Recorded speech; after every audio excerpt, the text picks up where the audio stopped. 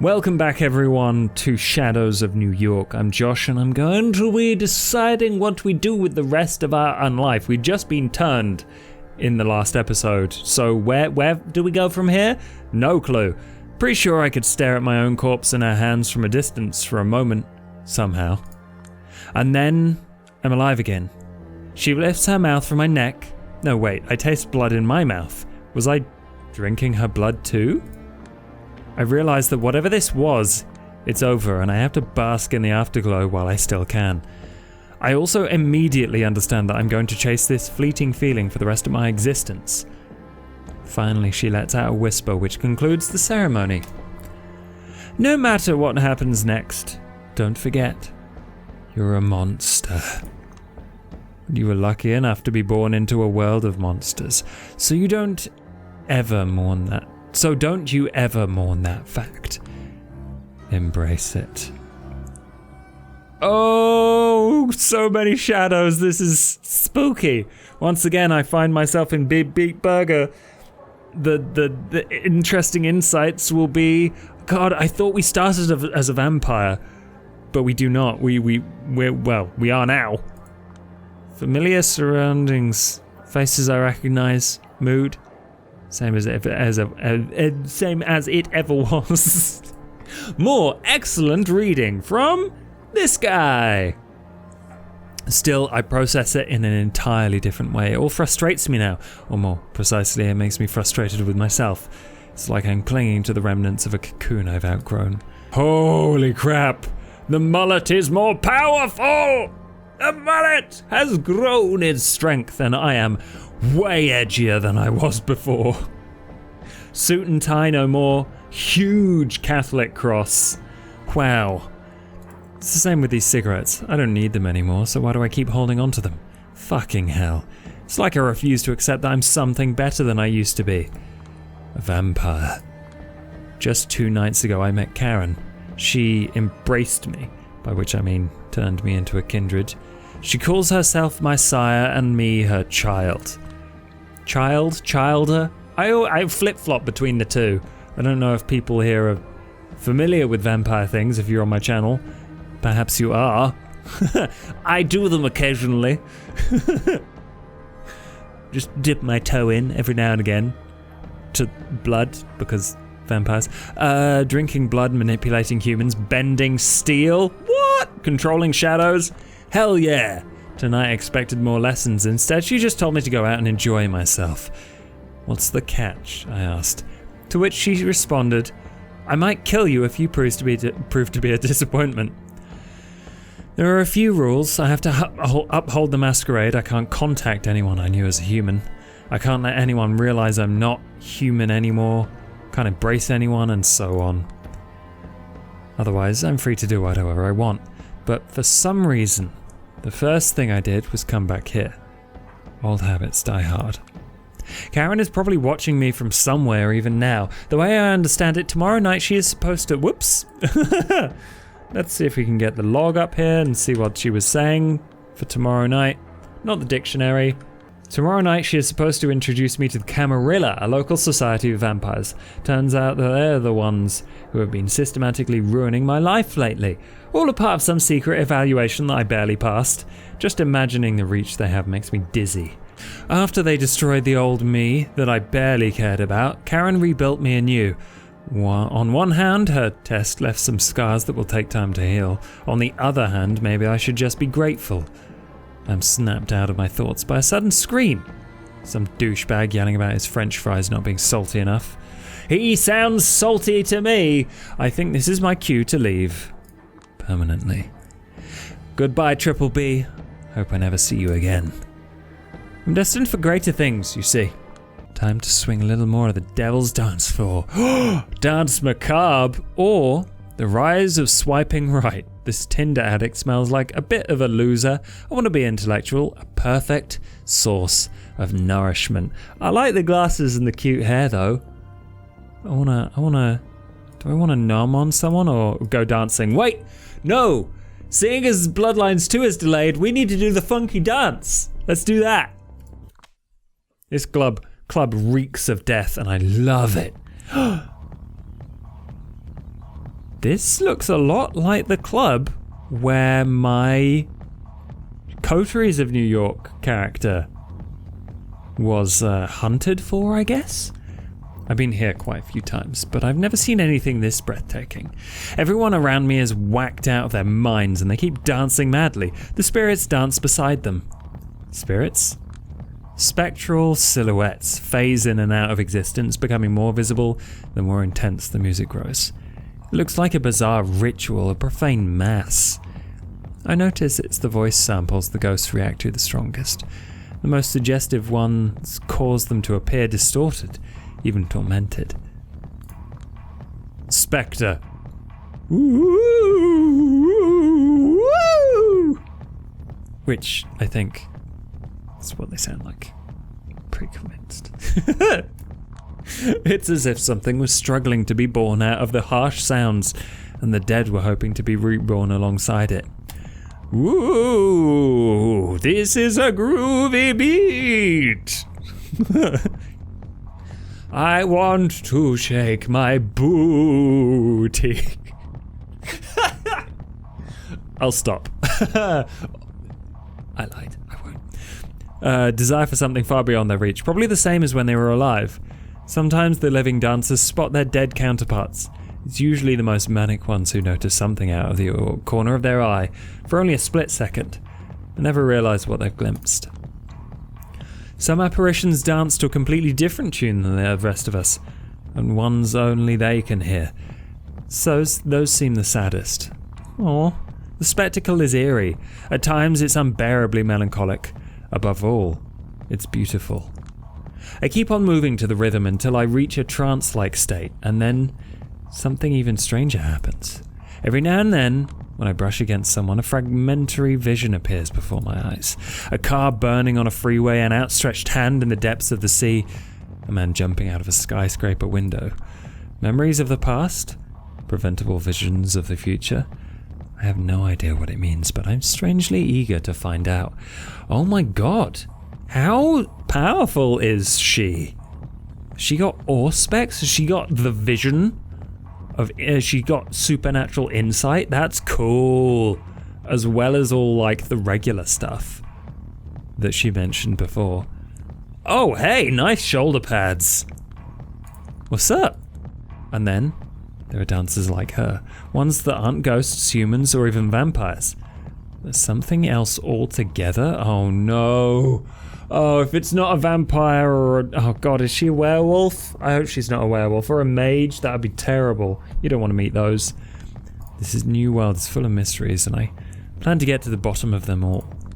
But for now, I just want to dance.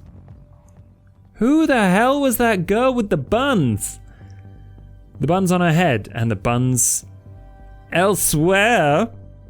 Okay, so this seems to be playing out pretty much like Coteries of New York.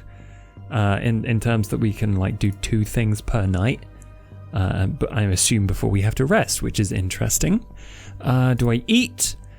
I don't seem to be hungry. I don't know whether they're doing like the blood spending using powers. We haven't done any of that yet. Let's a meathead bully. Let's beat the crap out of someone and see what happens, because I'll see if I get to use my powers.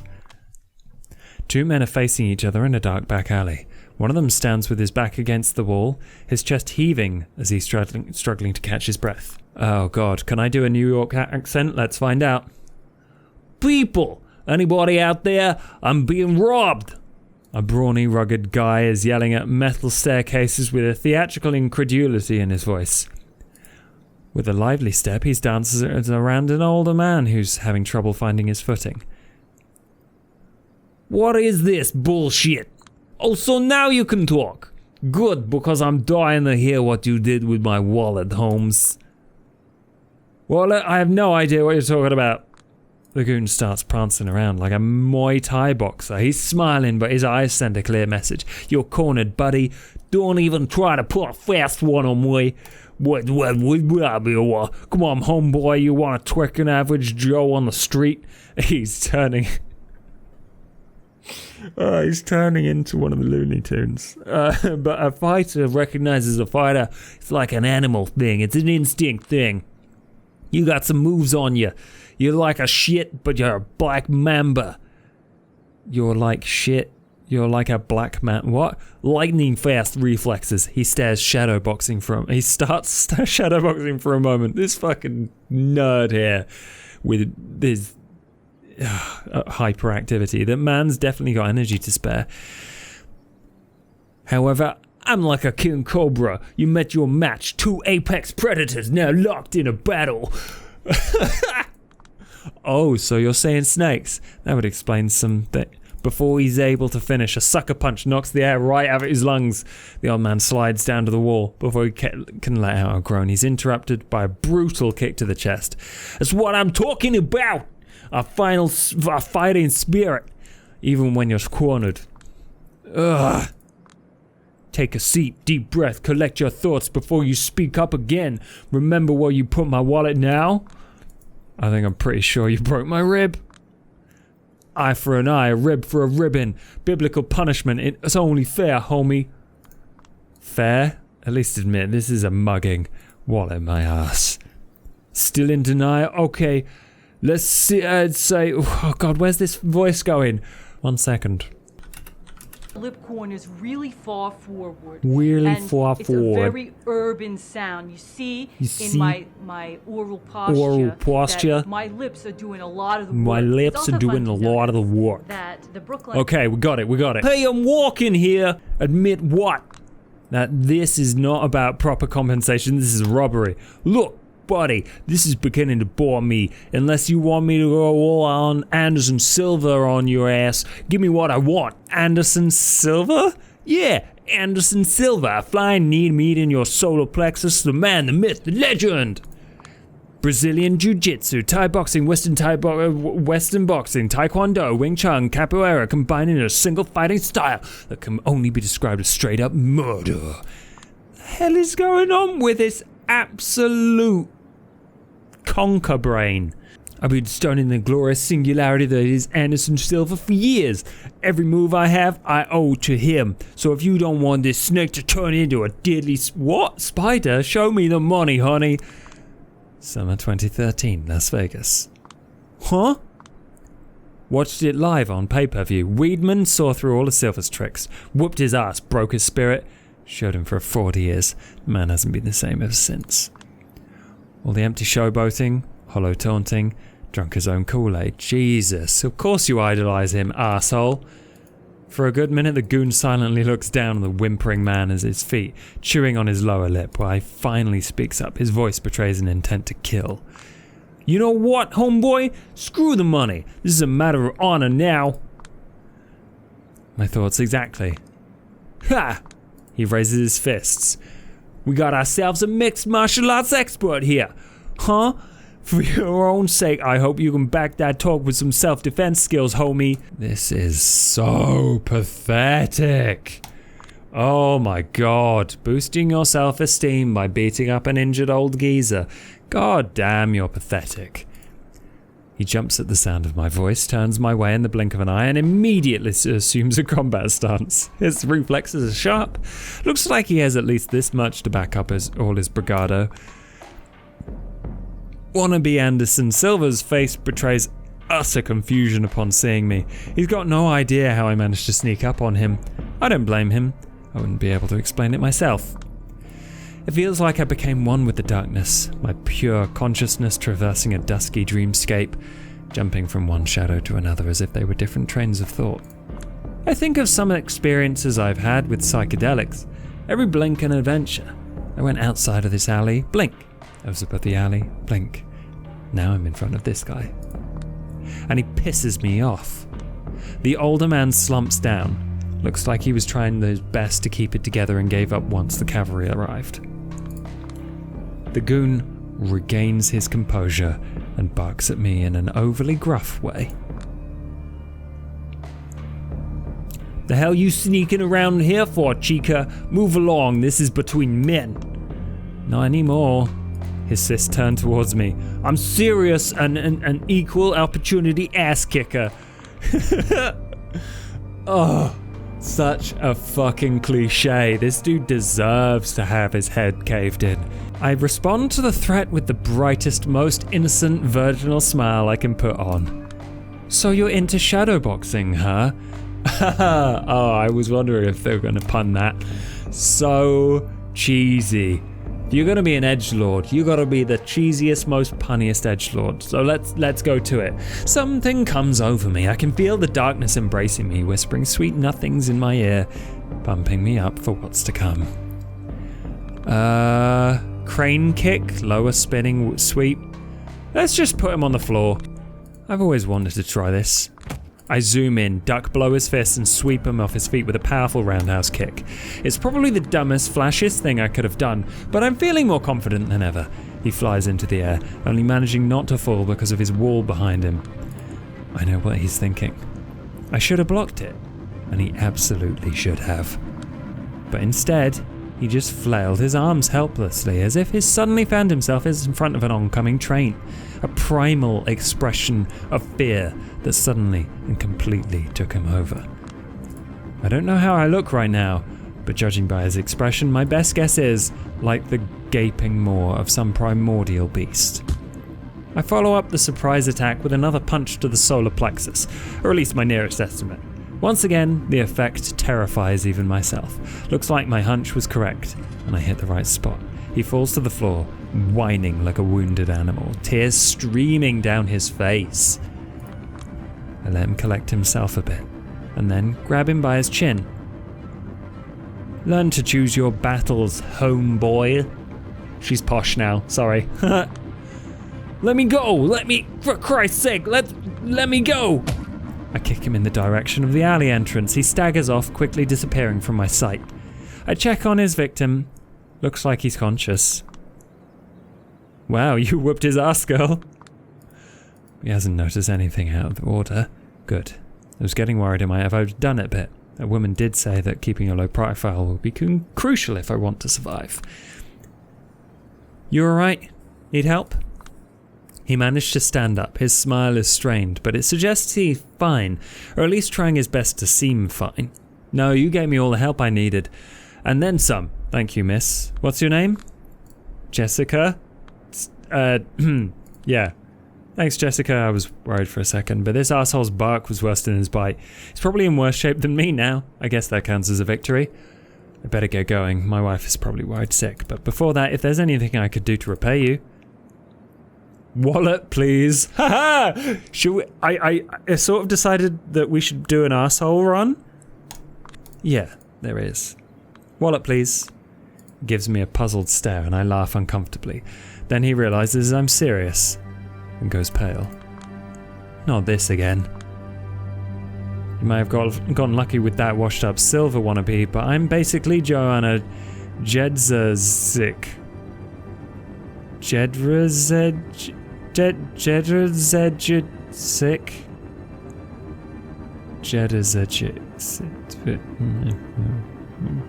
You don't want to mess with me, Wallet. He considers his options for a moment, breathing out a deep sigh of frustration, and passes me the wallet. You're an MMA fan? An ex-copywriter. It used to be my job to know all sorts of useless garbage. He raises his eyebrows and then gives the wallet in my hand one last longing glance. Don't even think about it, Black Mamba, unless you want your friend to hear about a scrawny copywriter girl kicking your ass. What an unconvincing threat. I wanted to crack up at the tone of my own voice. Just a completely botched delivery. Still, somehow it works. Man makes a quick exit. Well, as quick as his limp lets him. I peek into the wallet. $5,000? No. $5,500. Wow. Who the fuck carries that much money on them? My guess is it wasn't obtained legally. I just hope they're the real deal, not mucked bills or whatever. Seems that my rent has just been taken care of. Jesus. The future's looking bright. Wow, what a night. Oh my god, this fucking art. Oh, that's so cool. So, this and the previous game, no matter about like the story, the art really, really sells the atmosphere. It's so cool. Look at her animation there, just being all cute and fucking badass. hopping up in the shadows of a building, looking down on a street. Oh, that's so cool. That's so cool! What a night. I watched the Times Square from above. It's beautiful. Never thought this place could make me emotional, to be honest. But here I am, feeling deeply moved. Who would have thought? Getting up here was surprisingly easy, all things considered. Took more thought than physical effort. Earlier tonight, I started experimenting with this body's limits. I realized I can jump over small buildings and climb steep walls with ease now. My whole perception of space has shifted. I planned a scenic route across the rooftops. I did my best to avoid attracting attention, just as I was told. Stayed within the shadows as much as humanly possible. I spot a drone from afar. For a second I feel I know it's easy, but I remember what she told me. Machines won't get a clear view of me anymore. Camera footage, photos, it's all glitched out or blurry. Wouldn't take it for granted if I didn't try to catch my reflection earlier on. I couldn't see my face clearly. Not in the mirror, not even in a puddle. My face was like one of Dali's clocks. She told me to keep a low profile regardless. Someone might take note and track you down. She didn't care to elaborate, but it didn't sound encouraging. Suddenly it hit me that I might never be able to see my own face again. I won't even be able to take care of my looks by myself. What about the long-term psychological effects? A knot of anxiety tightens in my stomach. Jesus, this is probably just the tip of the iceberg. Yeah, I can't imagine never seeing my own face again. Not that I look at myself particularly often. Actually, that's a lie. I've got to edit this. Future Josh. Sucks for you, you gotta stare at this. It wouldn't be a problem if I was a little Sombra. That'd be good. What else is going to change? Calm down. Wait a second. These past few nights have been the best of my life. For years I was on a downward spiral. Failing health, not a future, a feeling of overwhelming powerlessness. Now everything has been flipped upside down. A total paradigm shift. A bad ending is no longer the only option for me. I am actually looking forward to tomorrow. I forgot how that feels. Wherever it used to stand at mere seconds to midnight, the doomsday clock has effectively turned off.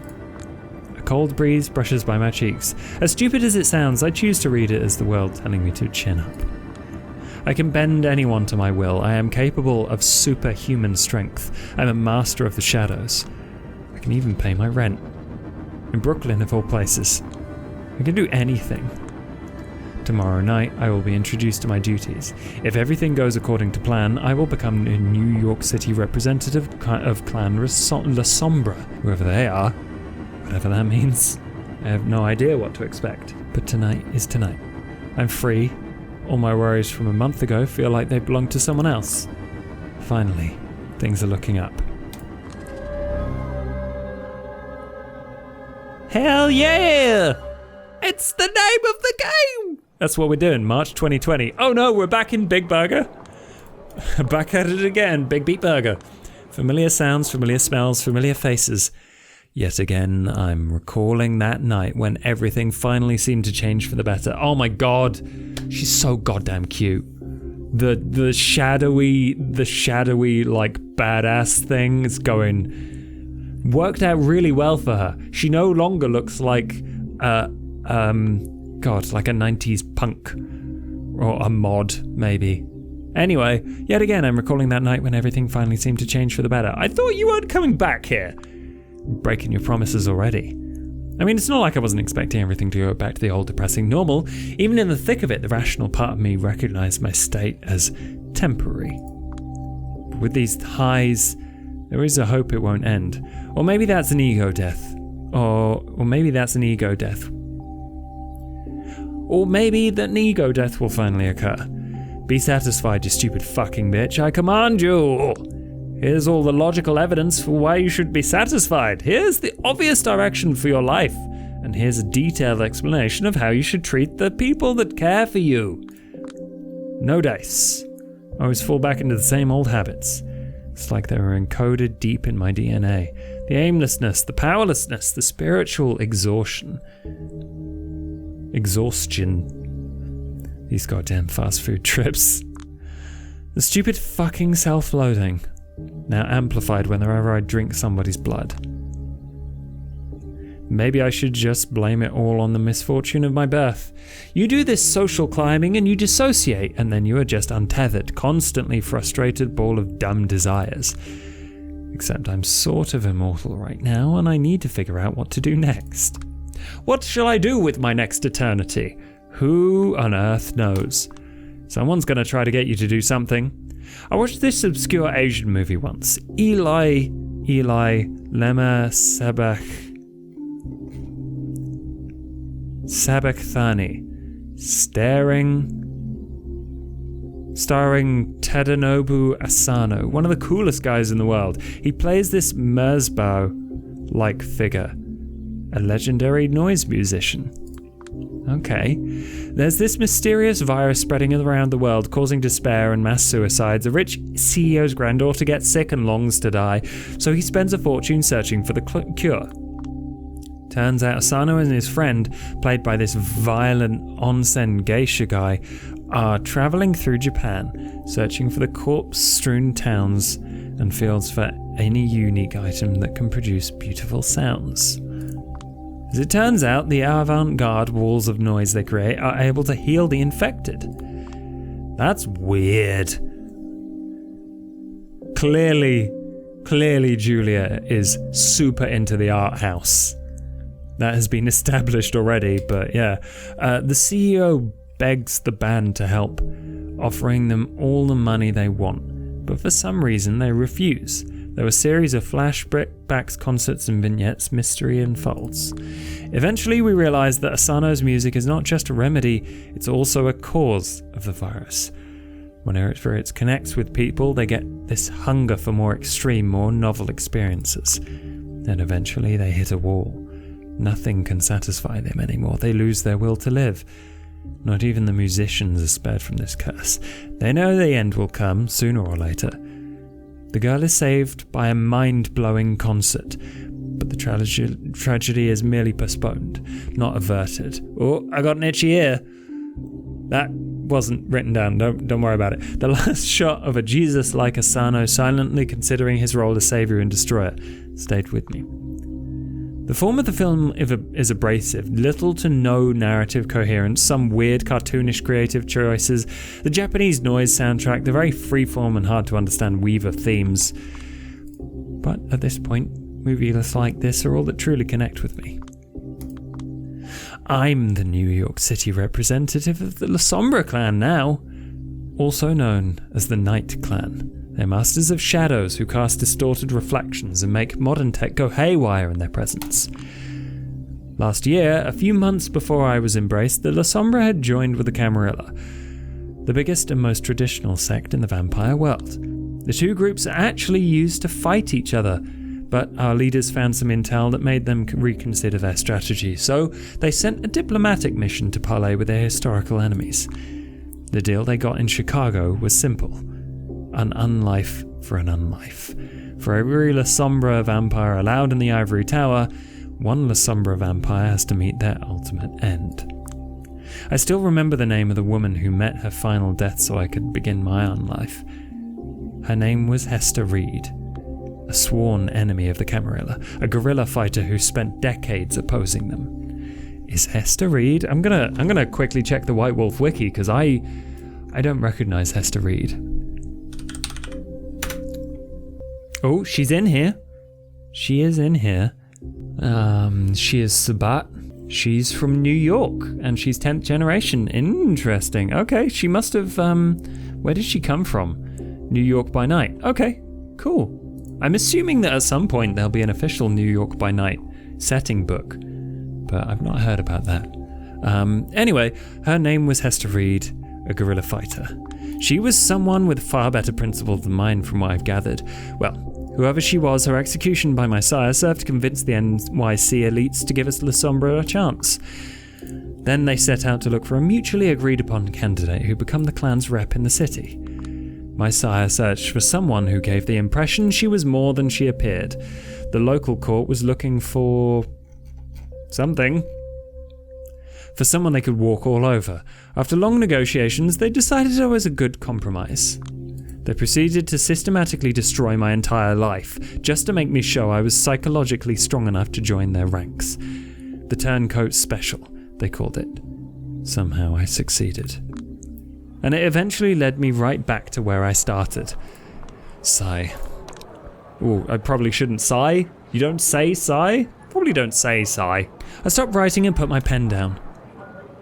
Valerie! Was she in the first one? Fuck, I forgot. I don't remember. I recognized the art, but I completely forgot who she was. She's the Camarilla Vontrue Scourge. She's like a horrifying monster. Yes, Mr. Val, I hope you enjoy your stay in London. Oh, I very much doubt I will, just like every cultured person. I think the only good Englishman is a dead Englishman. Fucked up serial killer. At least you're headed there to kill some of the Dustspawn you hate so much. That's exciting. Killing Thin Bloods. Oh, yay, more problems. As long as they don't find Sean. One of the benefits of being a Scourge, if there's one thing in this world is never in shortage of, it's loathsome runoffs who forfeit their right to live. That will be all. Tell Kadir I said hello and farewell. Safe travels. Don't let the door hit you on the way out, psycho. Oh well. I'm the lone Lasombra in this town, and my representational role means jack shit. No title, no perks, no whatever. Right now, I'm the court's gopher, doing all sorts of work no one else would touch. My main duties, being a sort of immigration officer. See, New York City is probably the biggest vampire travel hub in the USA, and definitely the biggest one on the East Coast. Almost every kindred arriving from Africa and Europe comes through here. The local Camarilla is nuts about bureaucracy and population control, so every vampire leaving or arriving in this town is supposed to check with me to inform me about their travels. Well, in theory at least, the VIPs play by different rules. They take care of this stuff through connections and servants. But for the smaller fish, I'm like a vampire Statue of Liberty, the first bloodsucker every kindred coming to NYC should see, on paper anyway. That's an interesting job. I've never thought of that as something you have to do, because obviously vampires do travel. So, that's... I'm gonna have to... the wonderful thing about coteries and this so far is every now and again I'm like, I hadn't thought about that for my games. So that's good. That's cool. The first after the Prince, or Kadir, the Primogen Council, these things vary. Yeah, I'm a naturally traitorous Lasombra, so they still prefer being traditional and hands-on about these things. As I said, at the end of the day, I'm just a gopher, and this work only serves to just remind me I'm not quite in, just standing at the gate. They haven't even given me an office. I just meet everyone in public places, such as coffee shops or this fast food restaurant. Some consider this an insult and lash out at me, but luckily most of them understand we're in the same boat. Only here because we're curs who need to be reminded of our place from time to time. Man, the Camarilla suck. Why?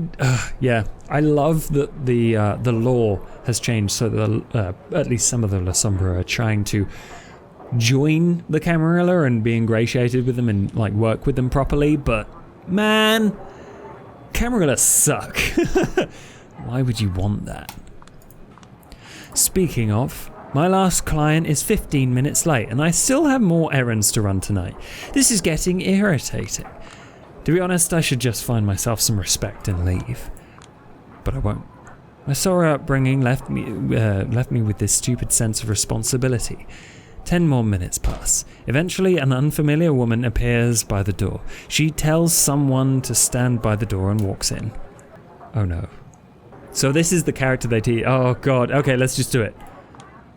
Long chestnut hair, body stuck in her late teens, by the look of it. A fashionable scarf covering most of her face. Elegant clothes. Dignified walk. I signal her to sit in front of me, trying my best to not let in my impatience show. She obliges. Here to check. Let's be an arsehole. I'm arsehole run all the way. No time for pleasantries. Name's Julia Sawinski. I hope you won't mind if I make it quick. I'm needed in Elysium. Name? Catherine Weiss. Oh crap! I'm just gonna double check, but that is Catherine Weiss. Interesting. Huh. I swear I've heard that name before. Someone else's description of her crosses my mind. That weird lady who owns the arsehole, but is never there? Weird? So it is her. Catherine Rice, the owner of the arsehole, the de facto headquarters of the New York City Camarilla. For fuck's sake, Julia, what are you doing calling her weird right off the bat? God knows you've already made a fool of yourself in front of enough VIPs in this city. Recover. Sorry, it's just that I still don't know many people there, so I have to go by the descriptions I'm given by members of the Primogen. Well, this description is mostly correct. Outside of that one word that's slightly perplexing me, pot calling the kettle black sounds like. From what I gathered, it's just that your interests are rumoured to be not fully aligned with the Camarillas, and it's irksome folks up there. Being a keeper of the Elysium is not enough for some, I see. I suspected as much, but what can you do? She seems chill. Good. Anyway, Catherine Rice, wow. Yeah, want me to spell it? People often had trouble getting it right. Forgive my indiscretion, it's just that people of your stature usually don't bother checking in with me. They usually report their arrival to one of the Primogen and they make all the arrangements. I heard Prince Panhard is busy with the preparations for her big party. I assumed that if I spared her some paperwork, she'd appreciate it as a gesture of goodwill. Besides, I wanted to meet the infamous Lasombra representative out of sheer curiosity. My interest is piqued once I heard about her. She looks around knowingly. Unique circumstances. Yeah, Prince Helena? I would say Helena. Helena Panhard had trouble justifying the exorbitant rent my property would need. That's literally pennies for her. As far as I know, she's been sitting on an empty property since last year. Looks like they got it out for you. Bad. That's what I assumed, but it's nice to get a confirmation. Well, it's not like my clan has ever been particularly popular in these parts. At least that's what I've heard. Sins of the fathers and so on. Yes, just to make sure you've never met Hester, but you know of her? I do know I wouldn't be here if not for her. Have you two met? No. I only heard of her once or twice. We had similar outlooks on many issues, although we tended to come up with completely different solutions. In any case, I think it's meaningful that Hester died so that you could live. They feared her. Now they fear you. That's why they're keeping you down. If anyone who's not a VIP said this to me, I'd laugh in their face. I get what she's doing. She's trying to buy my favours. Best not to act like I'm easy to please. Stick to business. Time will tell. In the meantime, I'll need you to help me out with my documentation. Of course. So where are you coming from? Washington, D.C. Oh no. Oh. That way suggests her Washington is wildly different from the Washington you or I would see. Washington is bad. There's Lasombra stuff going on there. Don't. Yeah. What were you doing there? Take a guess. Government work? Write that down. It ought to amuse Helena a little bit. If you say so. Date and hour of arrival. She takes out a plane ticket and slides it towards me. It's all here. 1 a.m. Got it. Method of transit, plane, purpose of visit. Meeting with Prince. Ought to work just fine. I guess. Estimate duration of visit? Undefined. Write in 6 months if you really need to. Oh my goodness. Why would vampires write this stuff down? Surely you should keep this a secret. Just tell someone so they can keep it in their head. That's an awful idea, writing stuff. Well, I mean, it's a good idea to write stuff down. But when you're trying to keep it a secret, having an entire filing system of the arrivals and departures of vampires seems like an awful idea. So that you can have it stolen by someone or... I don't know. At least it's not on the cloud. Place of accommodation. Conditions of intended stay. The arsehole. Conditions should be adequate. You tell me. I intend to be happy with Airbnb. Home sweet home? I'm not certain how I've ever felt particularly at home here. That makes 2 of us. Curious. You have nothing holding you here. The face of a blonde-haired friend appears in my mind's eye, then vanishes. Oh, is that Dakota? There's nothing holding me anywhere. I see. Prolonged silence. She stares into my eyes and I return the stare. She's studying me. It's unnerving, but I do my best not to turn away. Eventually she smiles. Don't you say you are short on time? Oh god, yes, Kadir will kill me. I quickly begin to collect my stuff from underneath the table. You can simply inform him I paid you a visit. He'll understand and he'll pass it on to everyone who should be in the know. You're a big deal, huh? You're basically a celebrity? Not sure, but then again, celebdom is really easy to achieve in this city. Celebdom is really easy to achieve in this city. You know what the trick is? If I did, I wouldn't be stuck in a fast food joint. Being exactly what people expect you to be. Yeah, still working on that part. Good. We'll see each other soon, I hope. Party tomorrow night? Let's party! Do more dancing. Yeah. I wasn't invited. Oh no! Oh, poor Julia. Even after death, everyone has it out for her. Trying to destroy her life by not getting to party with the cool kids. I'm just gonna hang in the shadows and cry. Cry blood. Let's just have to give me more excuses to be an emo. Anyway, well, if not given the opportunity, we should make our own. I'll be in touch. Good night, Miss Weiss. I wish you a pleasant stay. Good night, and don't rush these things. You've got your whole life ahead of you, and you're in a position where you can take it easy. Take your time. Get a different perspective. I nod and walk slowly out the door. When I lose sight of the restaurant, I sprint towards the subway. Slow night? I wish. You're late again, by the way. I hope you have a good excuse. Kadir al-Azmai, the mighty sheriff of New York, is not happy with me. No wonder. I met him in front of the Elysium 30 minutes later than the time we had agreed. Yeah, well, Catherine fucking Weiss decided to arrive fashionably late. A likely story. She's supposed to be out of the city. If you think I'm pulling your leg, boss, feel free to check my report. I would pass him the official papers, the way I do every night. Kadir stares me down for a good few seconds. Then his steely gaze softens. You're serious? Weiss in McDonald's with a mask and elegant clothes, surrounded by the smell of French fries and hamburger patties. That must have been one hell of a sight. Yeah, I love the whole, oh, I'm a powerful vampire. Let's go to Mackie D's and get some chicken nuggies. Technically it was BBB, but not McDonald's. But yeah. God, I made such a fool of myself. First thing I did, I collected someone calling her a weirdo. Wanted to die on the spot. Serves you right, you walking faux pas. I've been trying to teach you to control your tongue, but you never learn. It's a new gaffe every week with you. Still, there's good news and bad news. The good news is Catherine has a fondness for vampires of humble beginnings. Probably why she decided to see you in your natural habitat. And here we see the lowly Lasombra. She's one of those rich art scene arseholes who seeks out working class cred. I did say something about watching your tongue. The bad news is she is very astute, so she can recognize a moron like you straight away. You never stood a chance at impressing her. Oh, shut up. You need me for anything here? I'll get it straight away. I wouldn't be standing out here chatting with you if I hadn't taken care of my duties. 30 minutes is all it took to finish preparations for the big party. I'm about to see everyone off. Sorry. Couldn't be helped. I suppose it's more your loss than mine. I wanted some company tonight, and you could really use the chance to appear here on official duties, so everyone can get to know your face. Heaven knows your fast food job isn't going to get you anywhere. You need to, what do they call it? Hustle. You don't need to tell me that. It's not like being paraded around for a bunch of blue-blooded douchebags. He somehow managed to give me a painful nudge in the back without so much as a hint of visible movement.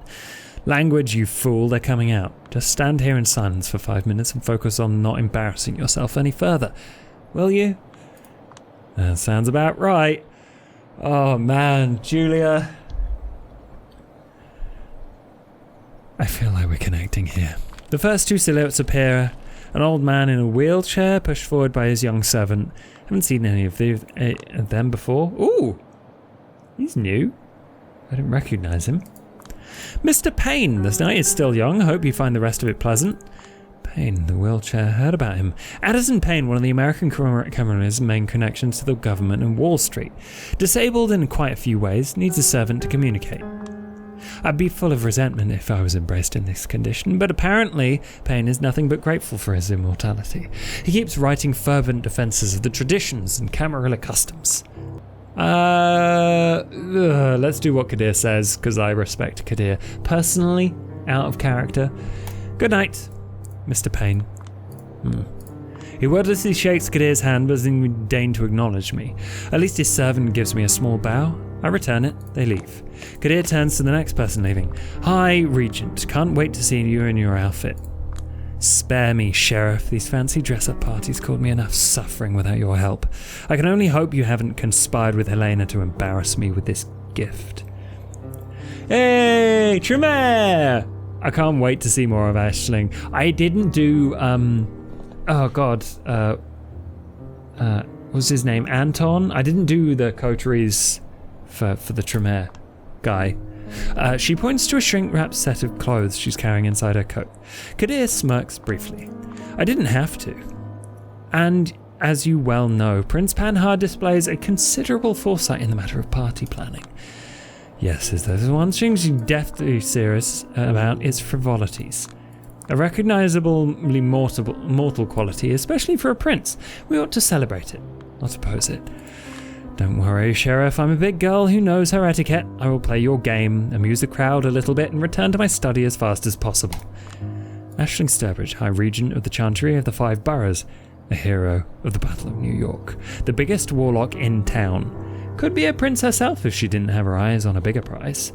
What is that supposed to know? Nobody knows what that prize is. Oh, yeah, I was going to say, like, how on earth would this Lasombra know what the Tremere are after? They're both super sneaky. I mean, well, vampires, but they're all super sneaky. Why would you? Yeah, I don't know what's going on. All those secrets hidden in that mullet is what's happening. Anyway, whoever tried to find out what it is failed violently.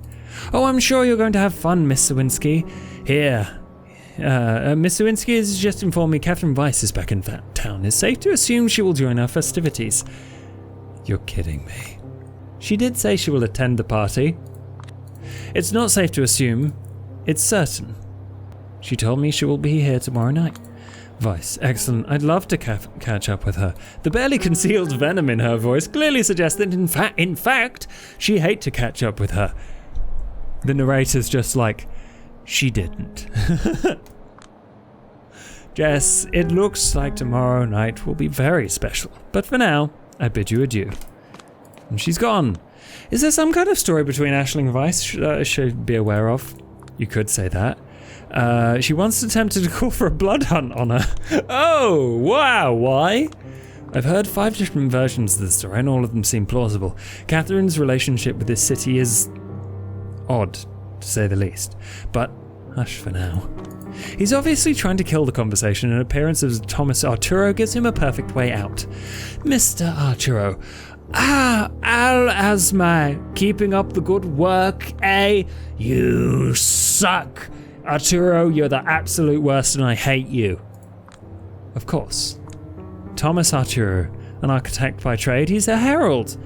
Member of Prince Panhard's inner circle, an eccentric whose thoughts seem to be 10 times faster than his words. I'm here too. Do we just do a goofy little wave like, I am in the shadows. Good night, Mr. Arturo. Yes. He disappears into the night. Well, that was brief. Maybe I should stand in their way. That might force them to properly acknowledge my existence. You severely underestimate their dedication to ignoring whelps like you. I love Kadir. He's so fucking straight up about it. So true. And just in case you're serious, I beg of you, don't. I've been meaning to ask you this for a while now, but never had the opportunity. You really hate Arturo's guts, don't you? He carefully measures his diplomatic response. I have no strong feelings about Arturo whatsoever.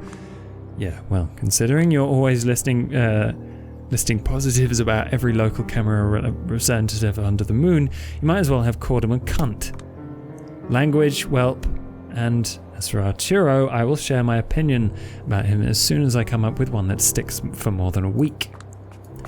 A group of kindred emerge from the art hole, rushing towards the street. Only a noble-looking woman stops next to us. She's wearing a hijab, but curiously enough, doesn't hide her hair beneath it. Primogen.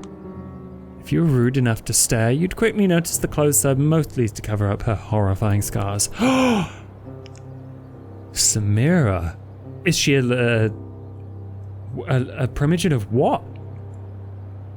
Is she supposed to be, because of the scars, she's supposed to be a... I don't know, Samira. Nosferatu? Banu Hakim? Interesting.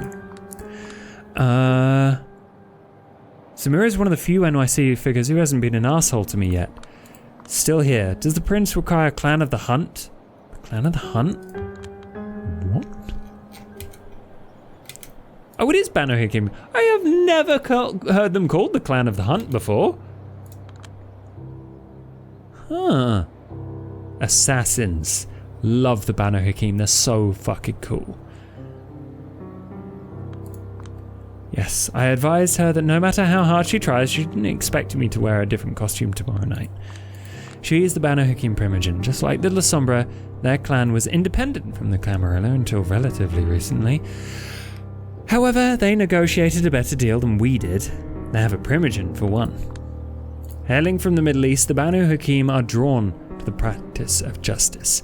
The rules must be upheld, and every transgression punished. They don't have much say in NYC, but the prince often seeks their judgment. It's just good PR. Yeah, we have really awful PR. We are just like the nerds in the corner who everyone hates. Or nerd, I guess, if I'm the only Lasombra. I don't even know what's going on. I thought she was understanding. Those are beautiful clothes. Thank you so much. I am eager to see the outfit you came up with. And how are you, Julia? Have you seen any lights at the end of the tunnel? I'm not even invited. Sorry to hear that. I trust you're pestering the prince and your superiors to improve your standing. It's a process. Oh, Julia, you won't achieve anything if you don't keep reaching for it. Kadir, weren't you supposed to be teaching her the ropes? I'm trying to, Primogen, but with this child, it's always a process. I love Julia. I love that she's a bit more characterized than the characters in Coaches of New York as well. She's very personable. Good night, Kadir.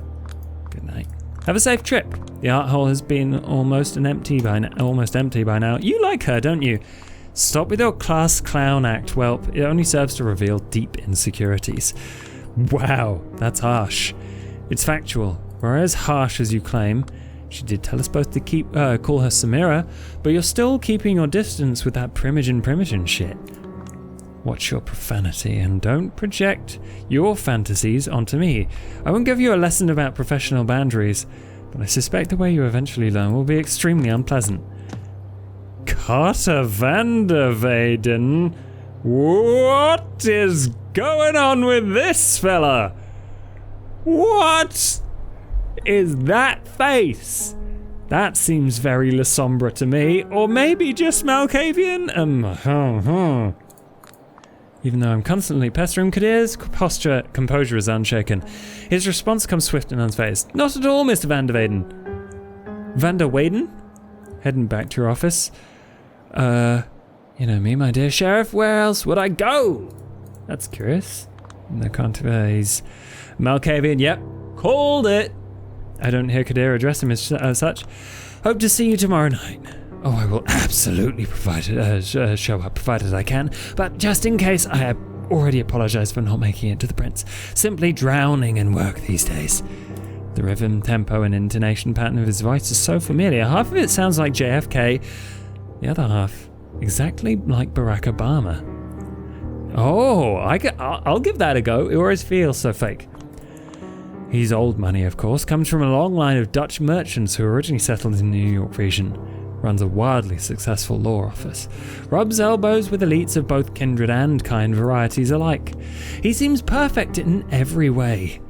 And that's why he's so unnerving. He's a child of Malkav and must be blighted with some affliction, but whatever it is, he doesn't let it show.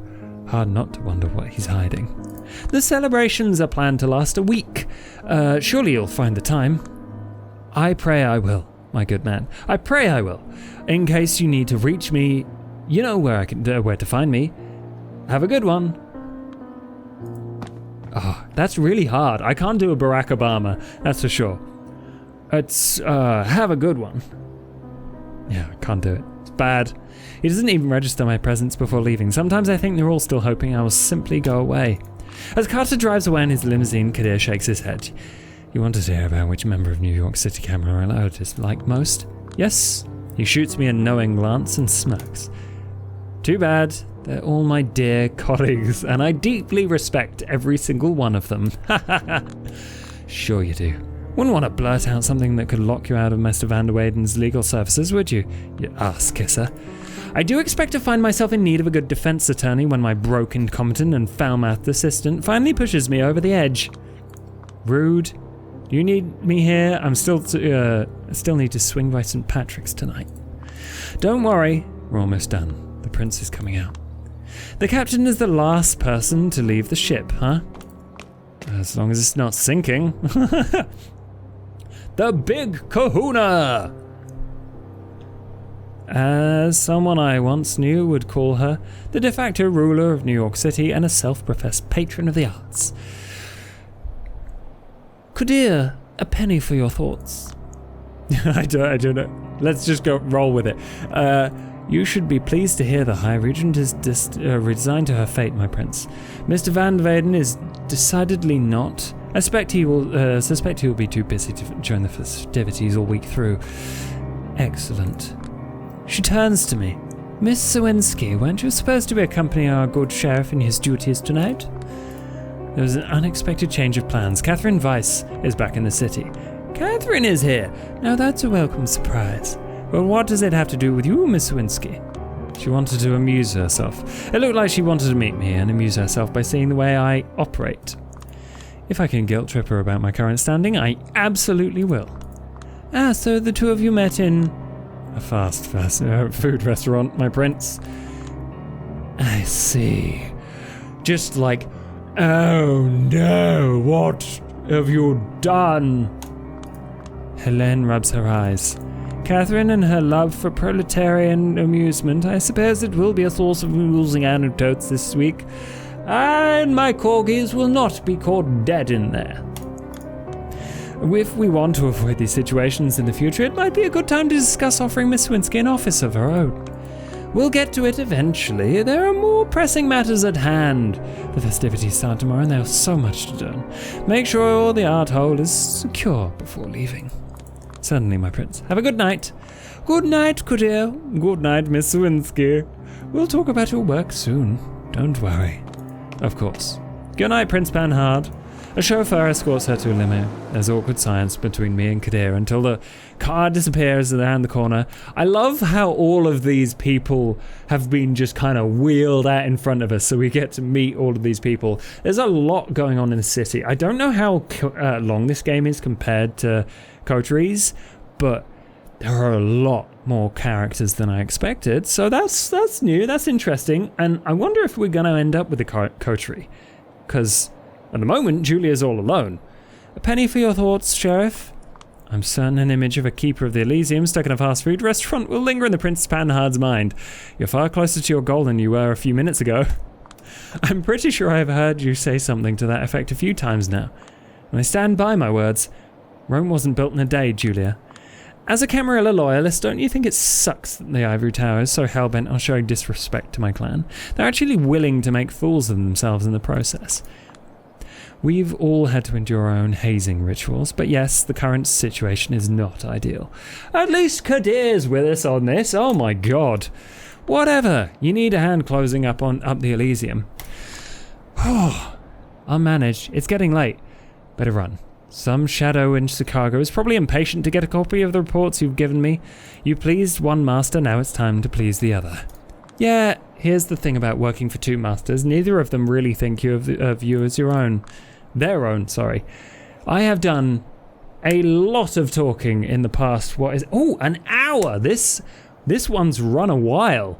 I've really enjoyed it, but what I think I'm going to do now is grab a cup of tea, have a snack, and then maybe we can do more stuff as we go to St. Patrick's, which is interesting because I know that the Lasombra are deep into the cathedrals and the Catholic faith in general for whatever reason. So yeah, let's see where this takes us. Thank you for watching. Subscribe if you want more and more vampire stuff in general.